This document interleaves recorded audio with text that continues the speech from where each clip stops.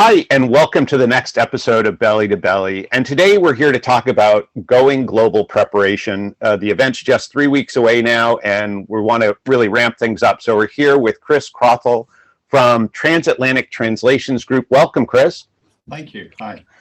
Well, and Chris, we're both going to be exhibiting and speaking at Going Global. And one of the things we'd love to do is really understand more about Transatlantic Translations Group, so that anyone coming can certainly understand the value of stopping at your stand, but also maybe even reach out before the event happens to have a pre-event conversation as well. So do you want to give us just a little overview on what the group does?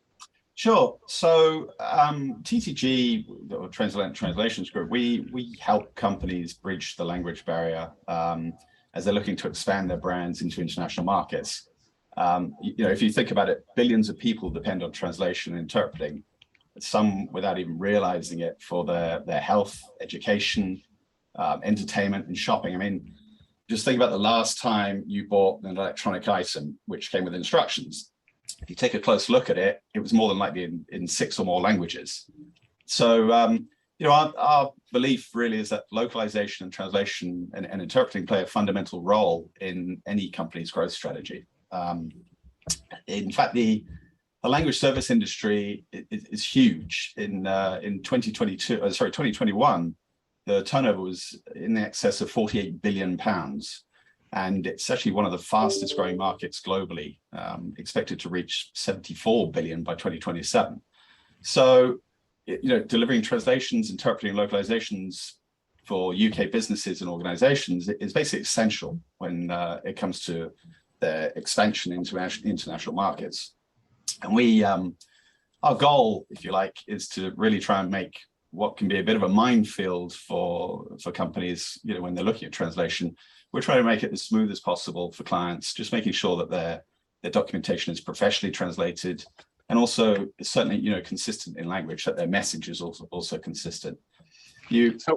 I'm sorry. I was just going to ask. So this might, in sort of a basic application standpoint, this would include certainly, as you said, this sort of product documentation. It would include websites, sales collateral, contracts, essentially all of the things that would empower a business to communicate across borders. Absolutely. I mean, you can't simply provide English versions of your material, whether it be your website copy or instructions or anything on your social media, and think, just job done.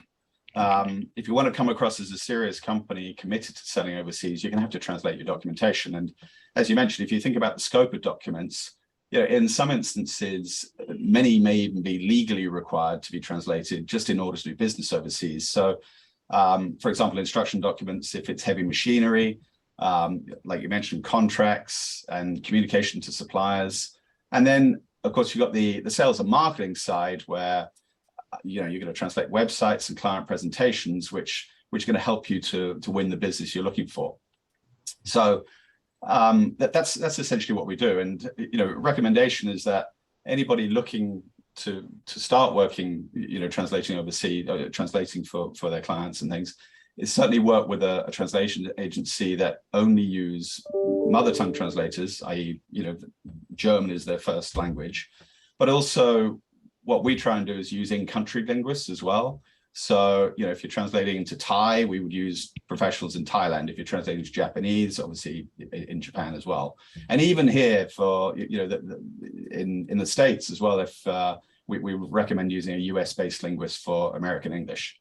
And then in addition to obviously mother tongue, in-country professional linguists, the work should also be reviewed by a second linguist.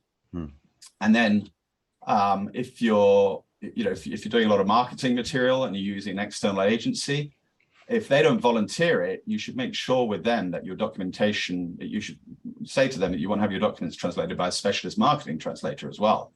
Otherwise, the understanding of your message could easily be lost. Oh, this is good stuff. So, and obviously we're talking about sort of preparing for Going Global. So why did you all choose Going Global? What is it about the event that particularly attracts you in terms of connecting with companies and resources and so on? Well, as a translation company, yeah, I guess the clue's in the title. So in our experiences, there's far too many companies who are on the verge of taking their brands and services international.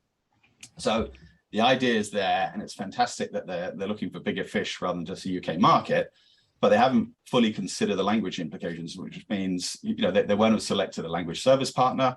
They won't have taken into account how much time is required for translation, and on top of that, what the implications are if they don't get it right. So really not just understanding how important language is. So for us, the Going Global show is a perfect opportunity to help educate them about the importance of our industry before they take the leap into the global arena. It's that simple. No, it makes tons of sense. And so as you think about sort of our audience, all companies who are thinking of expanding from the UK out, some will have explored other markets. Some may actually be in other markets and just looking to continue that growth. And others, this is sort of their first step and maybe even their first trade show. Are there some recommendations you'd have for companies going global in terms of how to get the most out of it? My first suggestion, and we actually did a show in Las Vegas a couple of months ago, and we found this benefited us, is first suggestion is really take a good look at all of the exhibitors, because there could definitely be a service there that you don't even realize that you need, that can actually boost your entry into the global market. And second, which obviously links to the first, is if you are trying to go overseas and looking for a partner, then certainly stop by our stand, and my team and I can provide hopefully advice, answer any questions, because after all, going global will ultimately require translation or interpreting. So that's really why we're at the show, to help UK companies understand the importance of these services and why we need them. So, and if you come by our stand, we won't give you a hard sell. It's not necessary for us, because companies either get it or they either get it or they don't. Our services effectively sell themselves. So, and then finally, I guess the main point, now that pandemic's relaxed to a point where we can actually come together and face to face, don't take this for granted. Just enjoy the show and meet as many people as you can. So I got to follow up on that last point. So one of the things I've noticed, and we go to trade shows for companies professionally, so this is a vocational hazard. One of the things I've noticed post-COVID, and I'm not sure the exact percentage, it's maybe somewhere between 30 and 50% of people, at least right now, are no longer carrying business cards. Instead, they're opting for a QR code. Yeah. Where do you come down on the business card versus QR code debate? Well, again, that's also a cultural side of things as well. In Japan, for example, business cards are still very much in use, but I'll be honest, I do have business cards, but probably not as many as I used to carry. So here's the thing that happens, and I'll give you just again, because I do this kind of every day, is I was at a show not too long ago where literally back to back people just gave me QR codes. Right. The first person, their QR code took me to the event app. The next person's QR code took me to their LinkedIn. The next person's took me to their WhatsApp. The next person took me to their email. But my point is that there's no standard sort of location. So the next day, all the people that gave me, sort of, if you will, virtual contact information, I had no idea where they were or who they were. Yeah. For the people that gave me business cards, I wrote notes on them. I could follow up with them. I actually have their brand in my hand. I now, recognize their brand. All those things. I think and obviously the reason I brought it up and asked the question wasn't to set you up, but it was more to make a point and just a reminder for people. You risk a ton by not carrying business cards in terms of your ability to be memorable and make a connection. Save the environment in other ways. That is probably not the best way to save the environment, and you will absolutely lose business. I agree. I agree. And I always, with my sales team, certainly if we can, we will get business cards from people. and make notes on them, because it helps you to, as you say, sort of remember who you've spoken with, and that it's certainly important. These shows are all about networking, meeting people, and just learning a lot. No, and have fun, wear comfortable shoes, plan to spend the day for sure. It's London, so there's got to be a good pub somewhere. If not, we'll find one. Yeah, there's no doubt about it.